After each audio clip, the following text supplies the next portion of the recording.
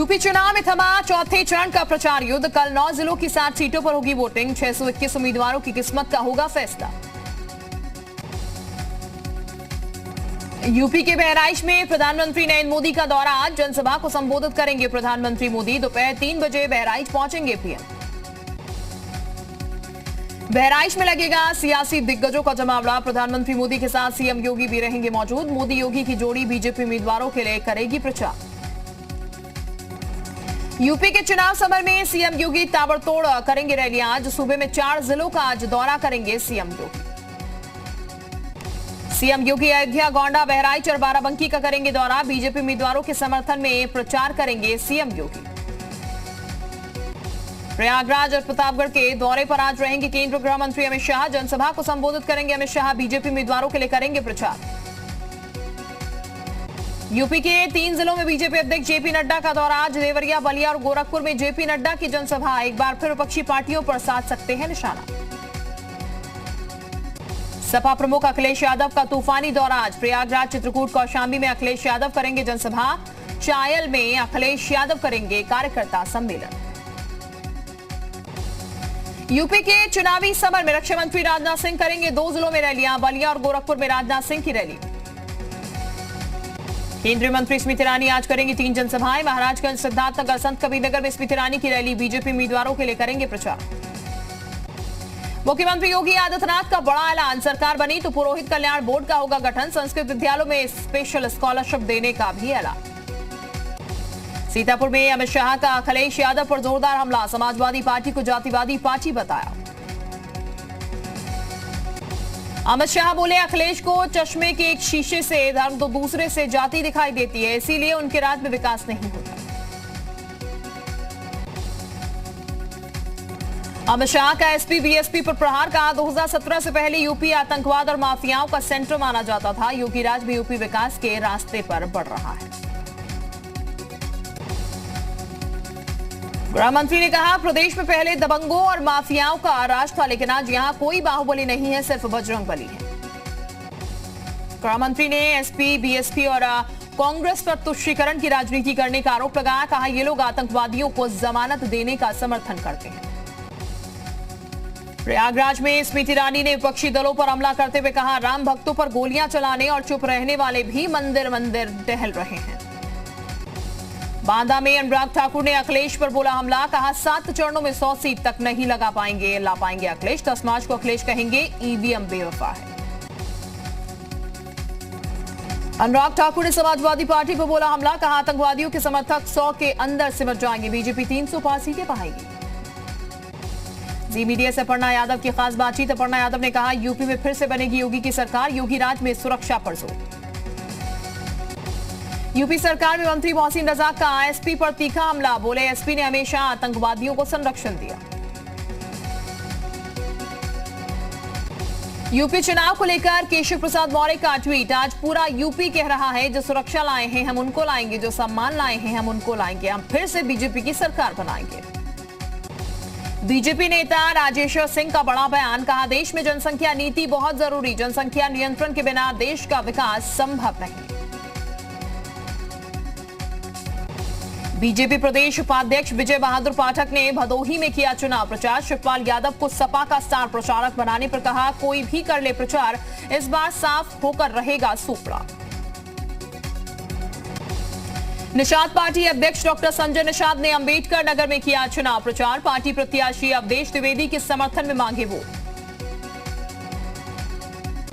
करहल से बीजेपी प्रत्याशी एसपी सिंह बघेल ने बूथ कैप्चरिंग का लगाया आरोप। चुनाव आयोग से शिकायत कर फिर से मतदान कराने की मांग की। एसपी सिंह बघेल ने 64 बूथों पर कब्जा करने का आरोप लगाया। कहा, सपा के लोगों ने डरा धमकाकर जनता से जबरन वोट डलवाए।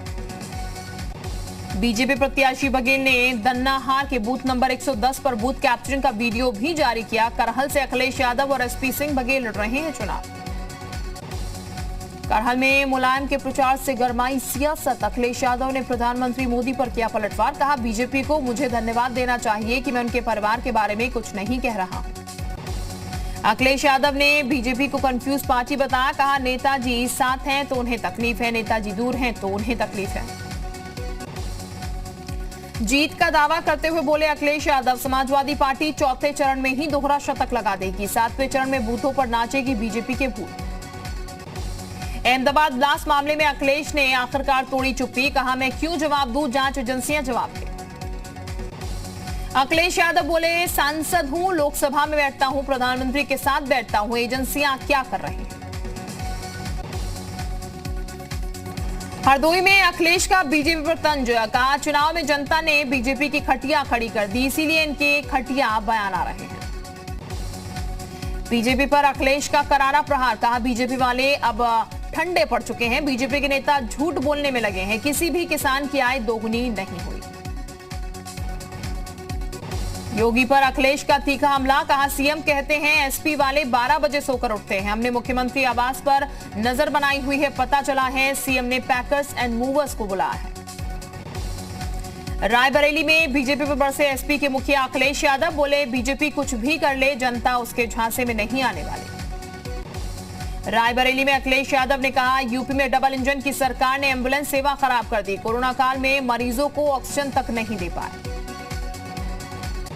वाराणसी की उत्तरी विधानसभा में सपा प्रत्याशी अशफाक अहमद ने खुद को बताया श्रीराम का वंशज, कहा मुस्लिम हैं तो क्या मेरे भी कण-कण में श्रीराम। एसपी नेता रविदास मेहरोत्रा का बड़ा बयान, बोले यूपी में बीजेपी को शायद एक भी सीट ना मिले, समाजवादी पार्टी गठबंधन की 400 सीट पर जीत होगी।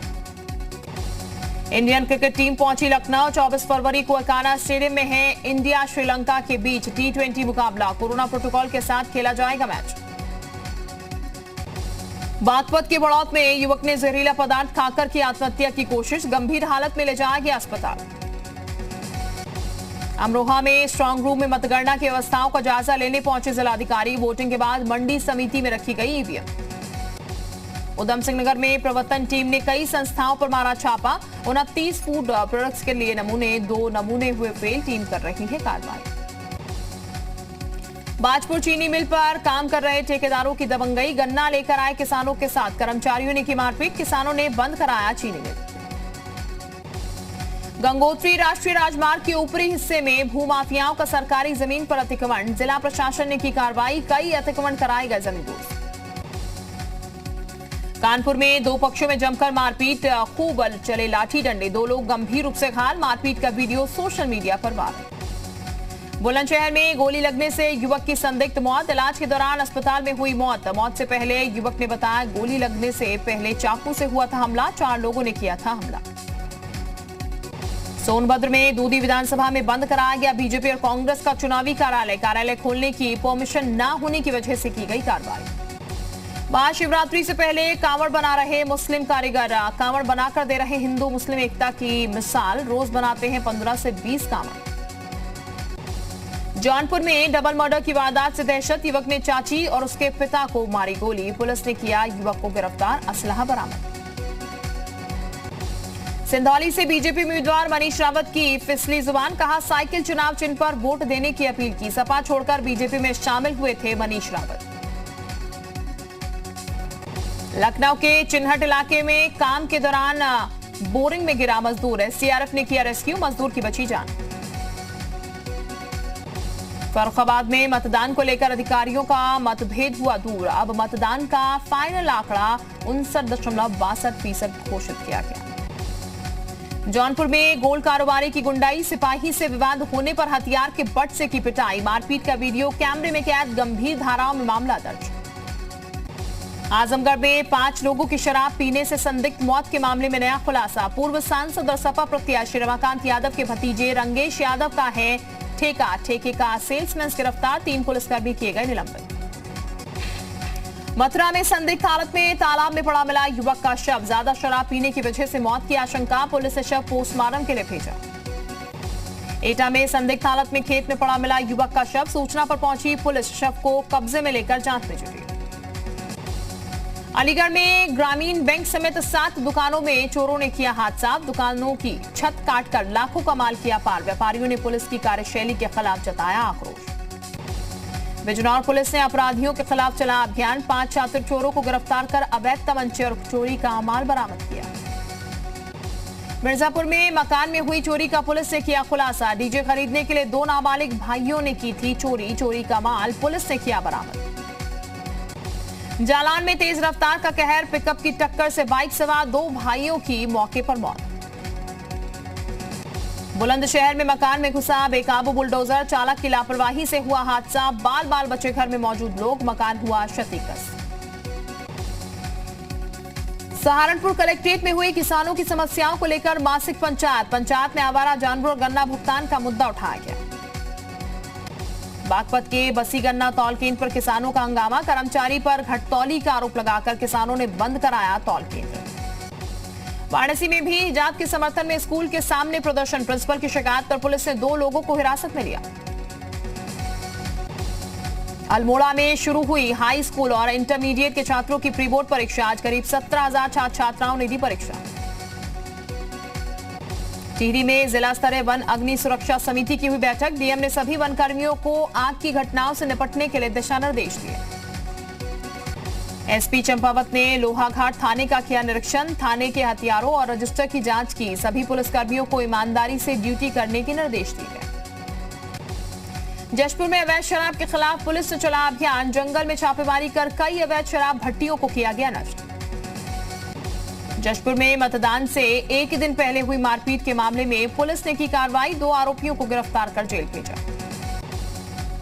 सितारगंज में पुलिस ने ओवरलोडिंग और वाहन चोरी के खिलाफ चला अभियान, चेकिंग अभियान के दौरान सीज किए गए 15 वाहन।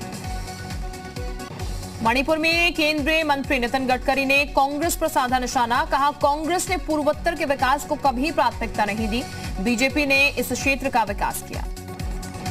नितिन गडकरी ने कहा कुछ लोग बीजेपी पर झूठे आरोप लगा रहे हैं कि हम अल्पसंख्यकों के खिलाफ, लेकिन हम जाति, धर्म, पंथ, लिंग के आधार पर भेदभाव नहीं करते, हम सब भारतीय हैं।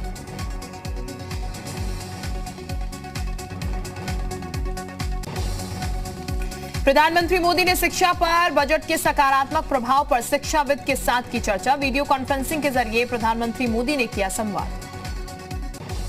शिक्षा मंत्रालय के वेबिनार में पीएम मोदी बोले, बजट में एजुकेशन सेक्टर पर दिया गया ध्यान, क्वालिटी एजुकेशन पर खास जोर। प्रधानमंत्री मोदी ने डिजिटल एजुकेशन पर भी दिया जोर, कहा डिजिटल एजुकेशन भविष्य के लिए फायदेमंद, डिजिटल यूनिवर्सिटी से सीट की समस्या का समाधान।